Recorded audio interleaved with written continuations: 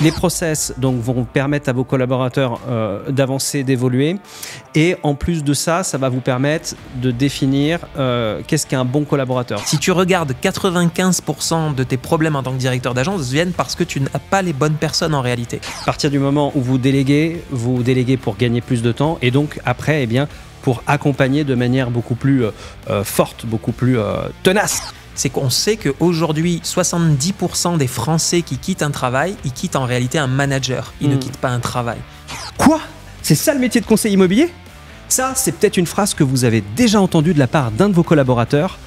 Peut-être parce que vous avez fait une de ces 10 erreurs que va vous faire découvrir aujourd'hui Jean-Philippe. C'est parti !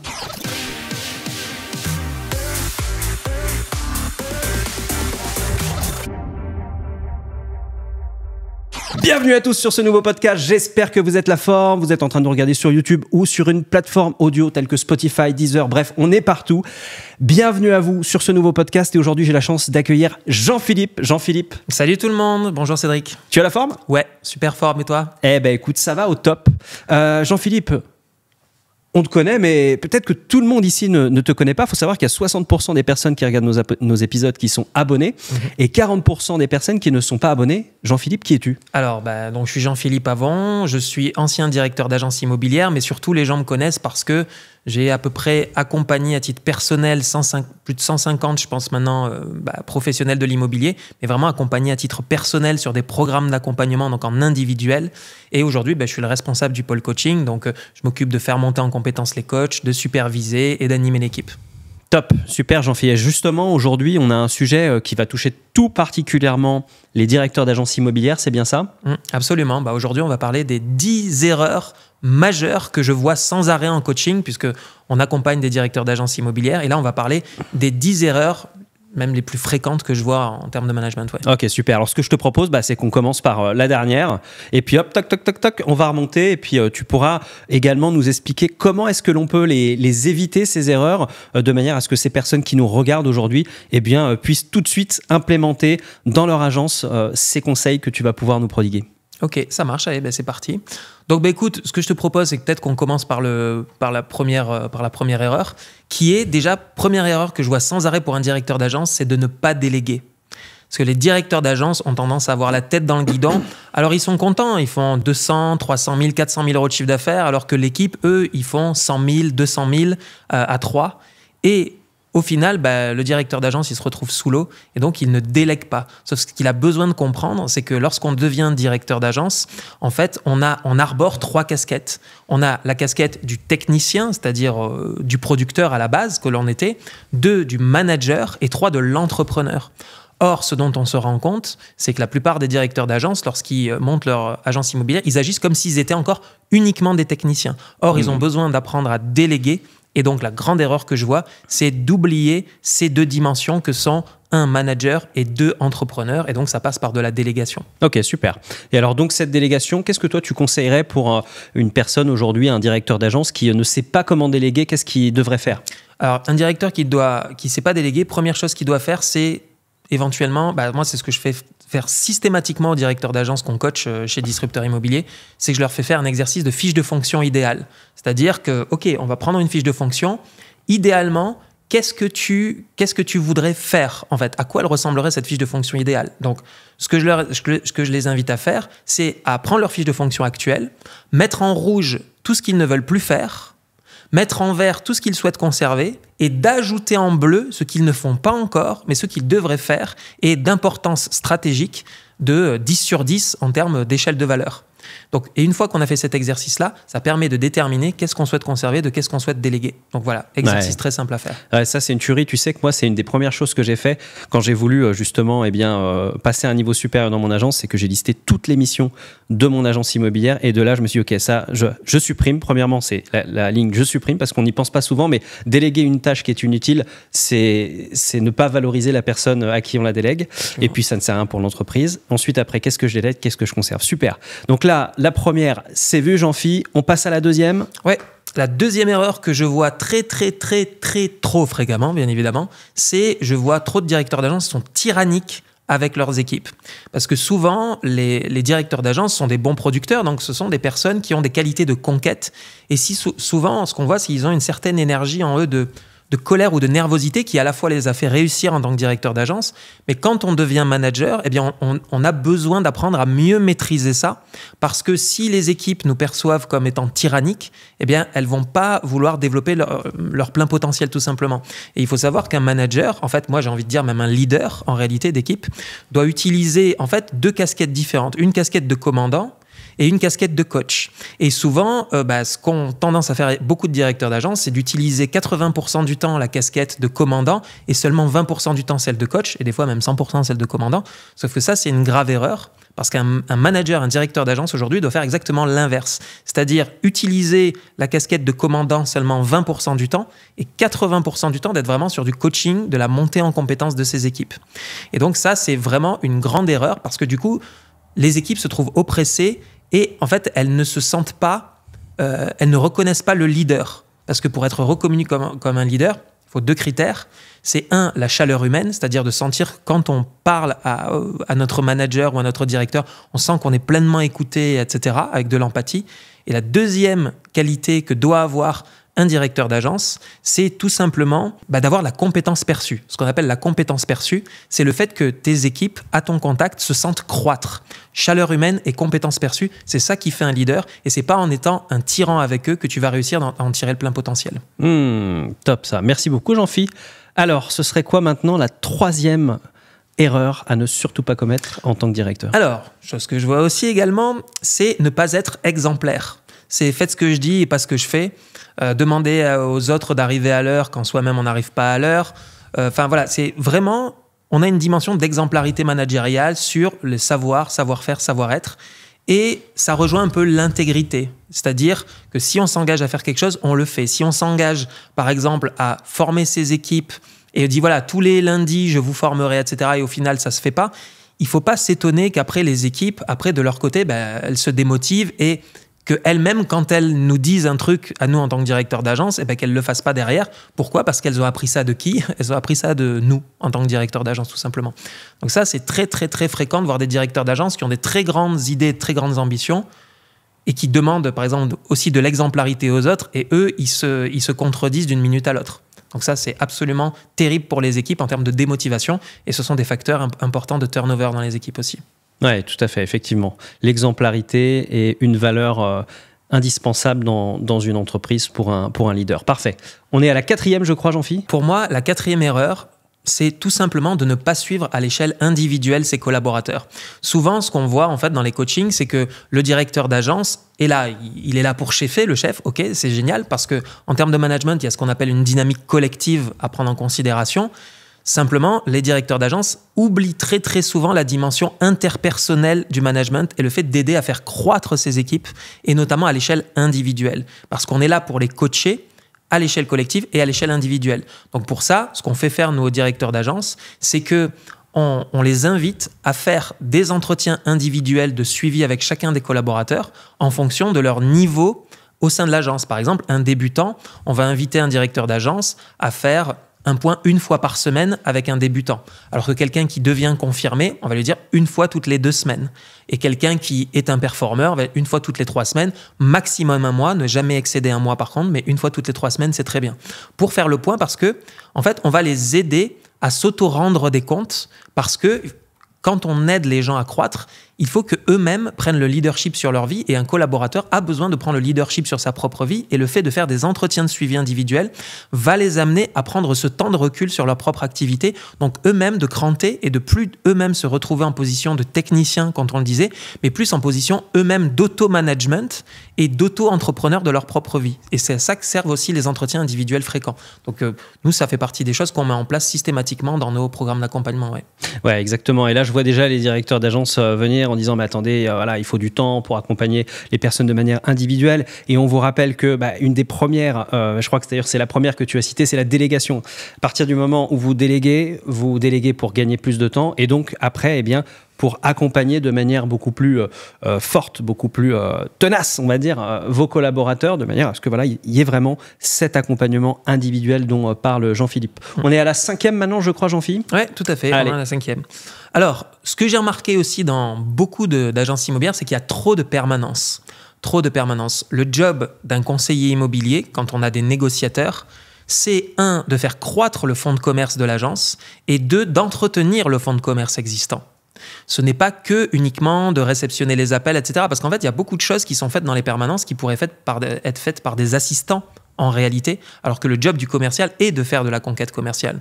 Donc, quand je vois dans beaucoup d'agences immobilières, en fait, des directeurs d'agences qui se plaignent et qui se disent moi, mes collaborateurs, ils génèrent que 30, 40 000, 50 000 euros de CA, j'aimerais qu'ils fassent au moins 80 000 euros de chiffre d'affaires. Mais déjà, première chose qu'on fait, mais que font tes collaborateurs à la journée?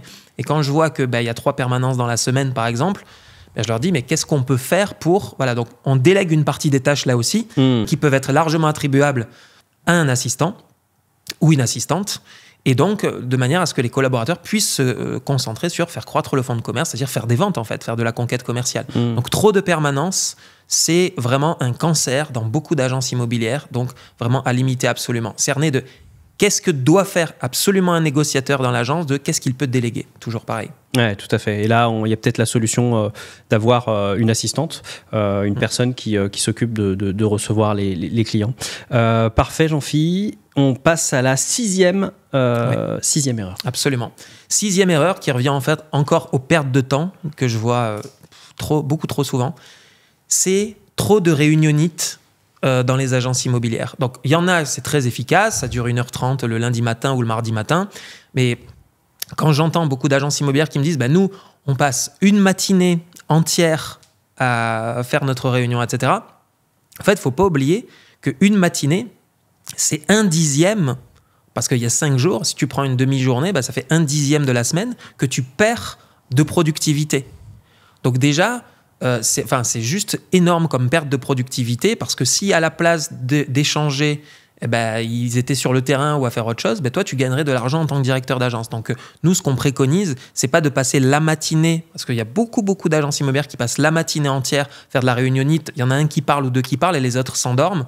C'est plutôt de limiter le calibre, de calibrer la réunion, par exemple, sur 1h30, avec une petite astuce qui est, par exemple, de nommer un des collaborateurs comme étant Scribe pour prendre des notes, ou alors on peut prendre un logiciel d'intelligence artificielle que l'on allume sur le PC qui va prendre des notes automatiquement. Nous, c'est ce qu'on fait chez Disrupteur Immobilier et c'est ce qu'on conseille à nos directeurs d'agence de faire également, de prendre un logiciel IA qui enregistre et qui fait des comptes rendus de réunion. Première astuce. Et deuxième astuce, donc pour envoyer ensuite ce compte rendu à l'équipe par mail, ça c'est très utile. Comme ça garde une trace écrite de ce qui a été dit. Et la deuxième chose qu'il est également possible de faire, c'est de nommer un maître du temps. Un maître du temps, c'est-à-dire un collaborateur qui, pour chaque question de l'ordre du jour, va s'assurer qu'on respecte le timing. 10 minutes pour tel point, 15 minutes pour tel point, 20 minutes pour tel point, et à la fin d'1h30, tout le monde est parti. Voilà. Donc ça, c'est vraiment un gros tips qu'on utilise pour le directeur. Et pour compléter ce que tu dis, Jean-Philippe, ce qu'il faut savoir, c'est que si vous avez des collaborateurs pendant les réunions hebdomadaires qui sont sur leur téléphone ou qui ronchonnent à être présents ou quoi que ce soit, c'est que très certainement vos réunions ne sont pas efficaces. On reconnaît une réunion qui est efficace à partir du moment où les collaborateurs viennent et ont envie de venir parce qu'ils savent que c'est utile pour eux, pour leur business. À partir du moment où ils estiment que c'est pas utile pour eux, pour leur business, vous allez le ressentir. Donc, ça veut dire qu'il faut recalibrer vos réunions. D'ailleurs, j'en profite pour vous dire que vous pouvez télécharger directement dans la description, vous avez un lien, notre tableau pour suivre justement son agence immobilière comme moi je le fais avec seulement 1h30 par semaine. Pour ceux qui ne le savent pas encore, je suis moi-même directeur d'agence, j'ai plusieurs salariés et donc je gère mon agence à distance grâce à un tableau. Il est juste à télécharger dans la description de cette vidéo, de ce podcast. Jean-Philippe, on passe au 7e ? Oui, absolument. Donc pour moi, 7e erreur, c'est de choisir les mauvaises personnes quand on recrute. Ça, c'est le plus terrible. Parce que, en fait, il y a beaucoup de directeurs que j'ai qui disent « Mais je me suis toujours interrogé sur mes outils, sur mon offre, sur tout ce que je mettais à disposition dans l'agence, les locaux, est-ce que je dois refaire les locaux, etc. » Sauf qu'en fait, ils passent juste à côté de l'essentiel qui est juste... Mais, j'ai envie de dire, mec, tu n'as pas les bonnes personnes avec toi. Souvent, en fait, on va s'interroger sur les process, sur les outils, sur le matériel, alors qu'en fait, si tu regardes 95% de tes problèmes en tant que directeur d'agence viennent parce que tu n'as pas les bonnes personnes en réalité. Même si tu as les mauvais process, mais les bonnes personnes vont te faire remonter l'info que tu n'as pas les bons process. Donc, vraiment, c'est choisir les bonnes personnes. Et donc, comment est-ce qu'on fait ? On apprend à recruter. Et recruter, ça s'apprend. On apprend les process, on apprend une façon de faire, on apprend une questionologie, on apprend les choses à détecter. Et tout ça, ça s'apprend. Enfin, nous, on l'apprend en directeur d'agence, mais en fait, formez-vous au recrutement aussi bien qu'au management, tout simplement. Ouais, et ça, effectivement, un mauvais choix de recrutement peut coûter extrêmement cher. Tu avais déjà donné une statistique par rapport à ça. Ça coûte combien, un mauvais recrutement ? 45 000 euros. Pour une TPE, en moyenne, on estime qu'un mauvais recrutement coûte 45 000 euros. Ouais, donc ça vaut le coup de s'interroger, de se former. Entre se former pour quelques dizaines de milliers d'euros et perdre 45 000 euros... Et même, ça coûte même pas quelques dizaines de milliers d'euros de se former. Je suis sûr, des formations en recrutement, t'en as pour 3 000, 5 000 euros et à mon avis, des qualitatives. Ouais, top.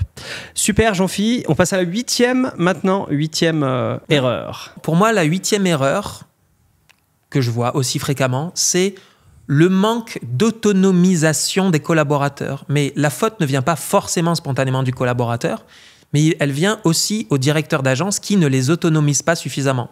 Par exemple, j'ai l'exemple d'un directeur d'agence qui est Lino, donc que j'ai accompagné, et qui me disait, en plus on était en coaching, et il me dit... Tu vois, là, j'en ai marre. J'ai encore une de mes négociatrices, on va l'appeler Chloé, qui me demande encore sur le relevé de compteur qu'on est en train de faire avant la vente. Est-ce qu'il ne faut pas faire ci, est-ce qu'il ne faut pas faire là ? J'arrive pas à ouvrir le volet de la maison. Comment est-ce que je peux m'y prendre autrement, etc. pour le faire ? Et en fait, j'en ai marre de répondre à ça. Il me disait ça.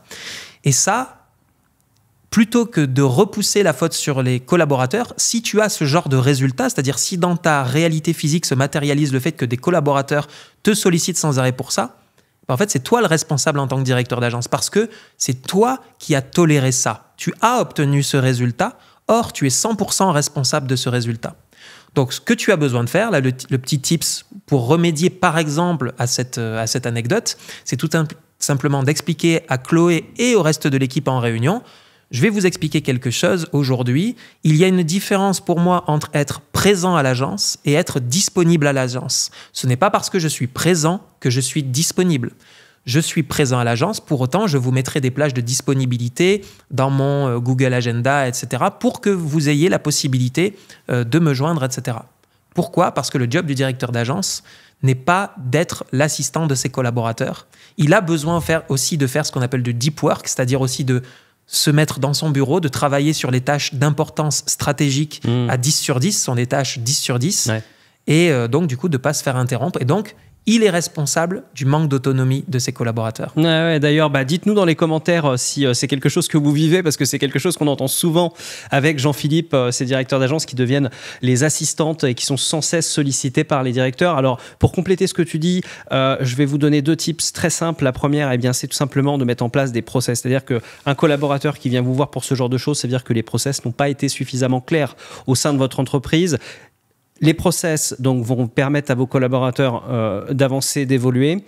Et en plus de ça, ça va vous permettre de définir qu'est-ce qu'un bon collaborateur. C'est-à-dire qu'un collaborateur qui vient vous voir pour vous poser une question alors que quelque chose est déjà inscrit dans les process, ça veut dire qu'il n'a pas fait lui l'effort d'aller regarder dans les process. C'est plus facile pour lui de venir vous voir.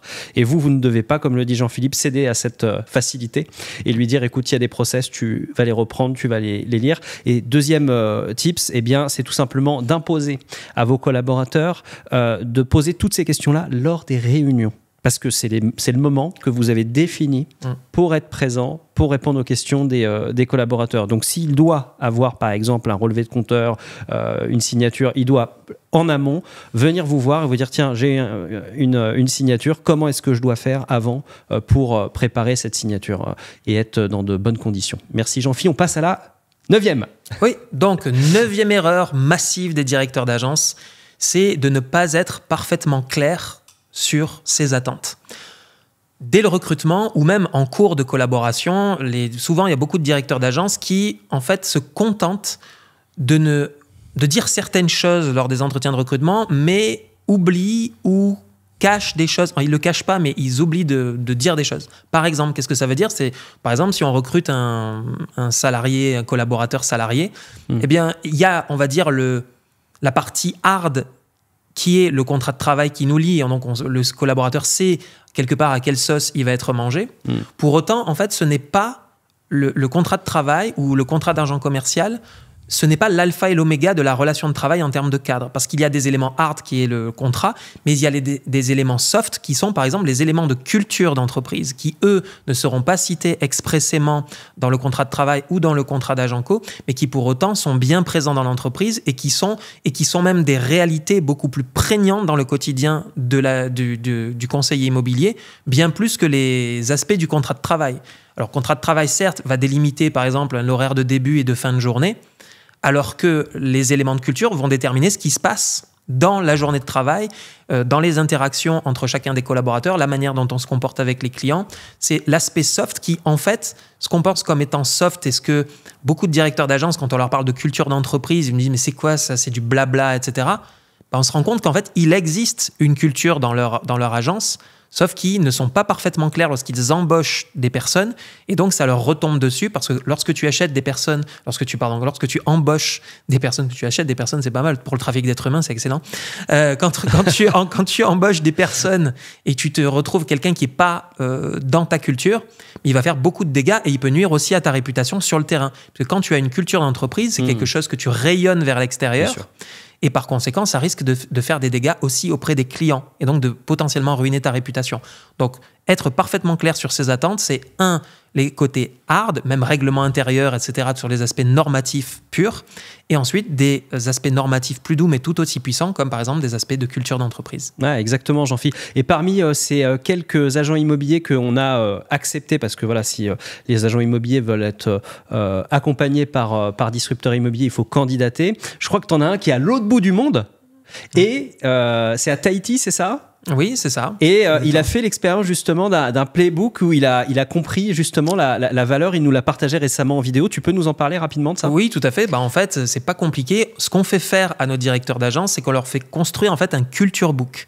Un culture book, c'est un document qui retrace non seulement l'ensemble des valeurs incarnées dans l'entreprise, mais également la manière dont elles se reflètent dans le quotidien de l'entreprise. C'est-à-dire d'expliquer clairement à un collaborateur, oui, nous on a la valeur de bienveillance, et de lui expliquer en quoi concrètement dans notre agence la bienveillance est incarnée. Et donc si tu disposes d'un tel document, nécessairement tu vas pouvoir ensuite décliner les questions dans tes recrutements envers les personnes qui postulent chez toi, de manière à pouvoir filtrer les personnes qui sont compatibles des personnes qui sont incompatibles. Et ça fait gagner un temps monstrueux, le fait d'avoir ce culture book existant.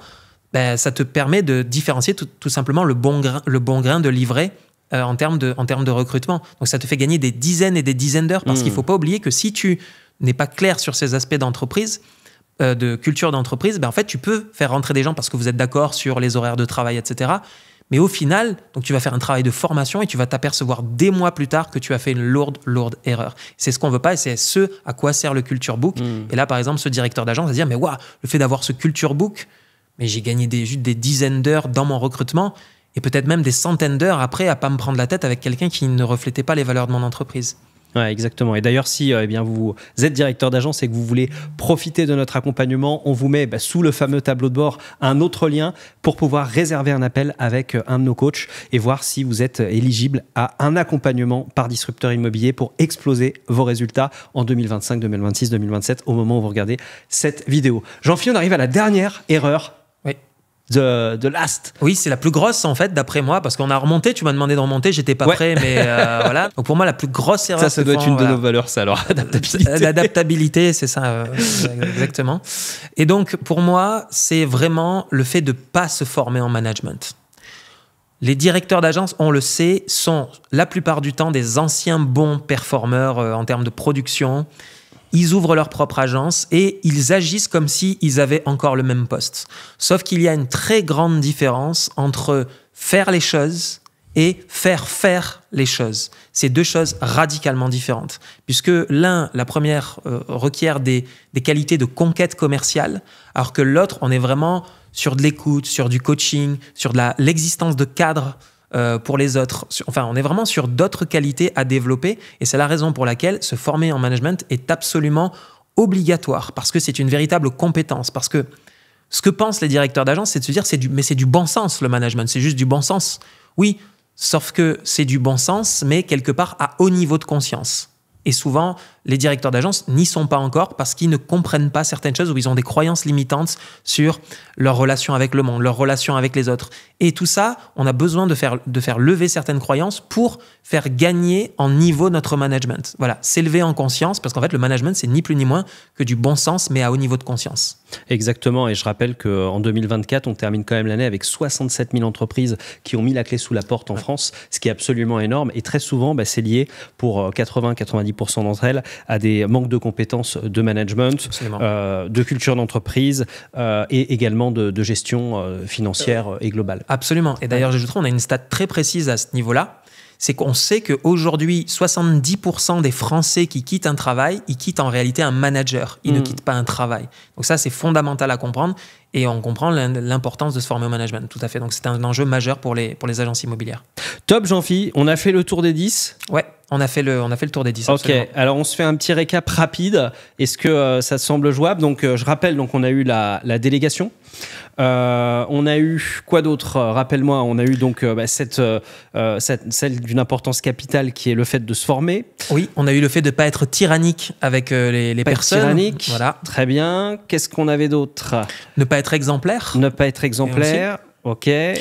On avait aussi le fait de ne pas suivre individuellement les collaborateurs. Ok, ne pas suivre individuellement les collaborateurs. Donc voilà, on avait dit l'importance de prendre du temps. On avait aussi de ne pas démultiplier le nombre de permanences dans une agence, donc de limiter ce temps-là. Limiter les temps de permanence. Donc là, on est maintenant à la 6. À la 7, c'était les réunions. Donc la réunionnite aiguë. Donc la réunionnite aiguë, donc limitée à 1h30 plutôt que de faire une matinée entière. Donc là, vous allez gagner massivement en productivité. Super. Ensuite, après, en 8, nous avions...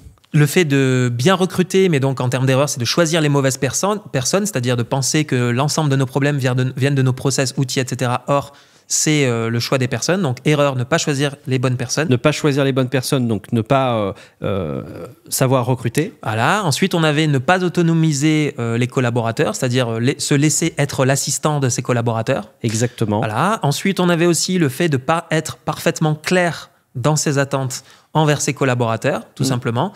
Et on avait aussi le fait de ne pas se former en management. J'arrive à 11. Voilà, j'avais déjà dit au début, ouais. Voilà, donc, super. Mais c'est bien parce que comme c'est la plus importante, elle mérite d'en remettre une couche. On vous la met en bonus en plus. Voilà, exactement. Super. Merci beaucoup, Jean-Phi, pour cet épisode. Merci. Je pense que là, les directeurs d'agence, ils repartent avec un contenu de dingue. Ah, ils ont un full package de tips directement applicables dans leur agence. Ça, j'espère en tout cas que ça leur fera gagner plusieurs dizaines de milliers d'euros. Ouais. Génial. Cette vidéo vous a plu, vous nous mettez un petit j'aime, vous pouvez vous abonner, enclencher la cloche pour être sûr de recevoir notre contenu.